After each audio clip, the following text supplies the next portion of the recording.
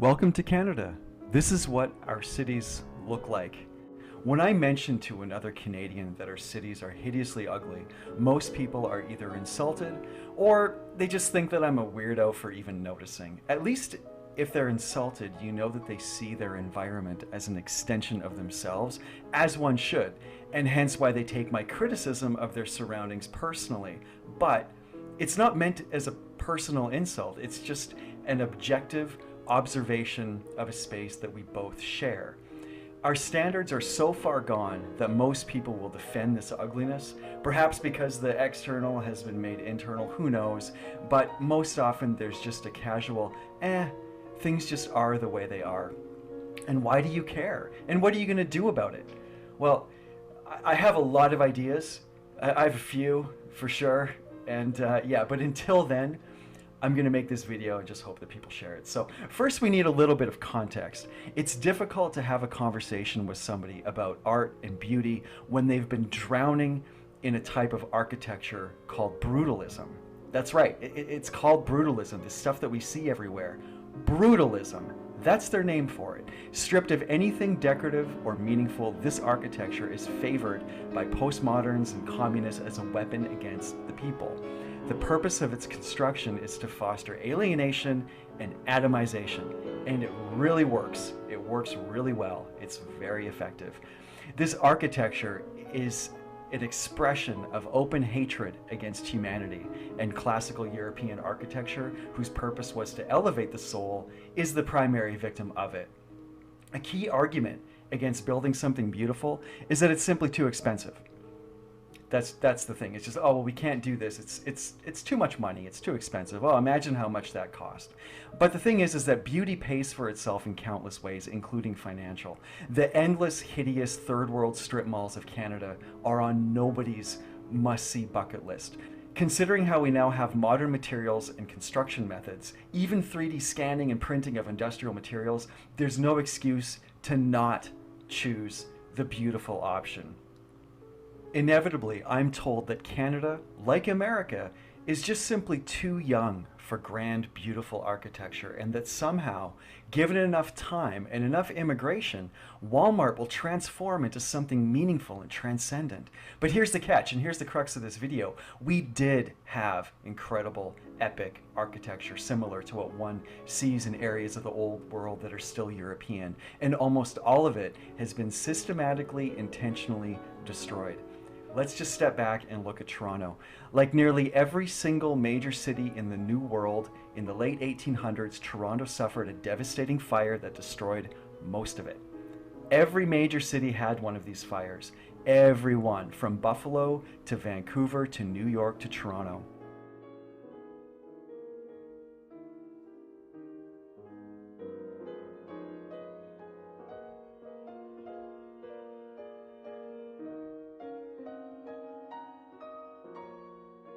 You may think that Europe was the only part of the world leveled by the Rothschilds' banking cartel, but you'd be wrong. Even after the World Wars, they're not done. After World War II, mayors like Nathan Phillips, who it says here is to be remembered as Toronto's first Jewish mayor, he should actually be remembered that under his direction, the city of Toronto pursued an aggressive agenda of demolishing heritage structures throughout the city in order to modernize. Large blocks of downtown were purchased and razed, and many landmark buildings and neighborhoods were destroyed. From what I can see in my own research that I've done in this, it's over 200 buildings, 200 glorious buildings like this that were destroyed.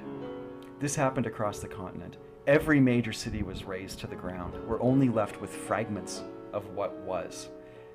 I'm going to sit back now and just leave you with a presentation of architecture from the New World. Most of these structures have been deliberately destroyed or scrubbed into the memory hole. Most are parking lots or strip malls, or they've erected triumphant, disturbing monoliths in their place. Some remain, like the Banff Springs Hotel, and I suggest you visit these places to get a sense of just what's possible. And in Europe, in the future, a crazy lunatic will look at a building and say, this used to be beautiful, before being reported for hate speech. Luckily, destroying buildings can work both ways, and nobody will mourn the loss of what we have now.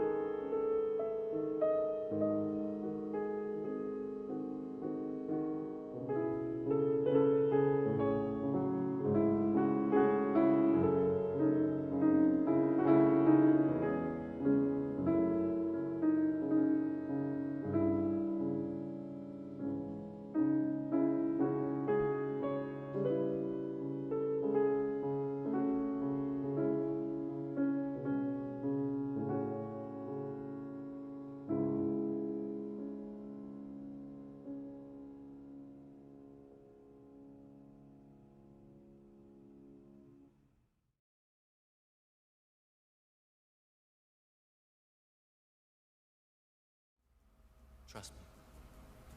Everything's gonna be fine.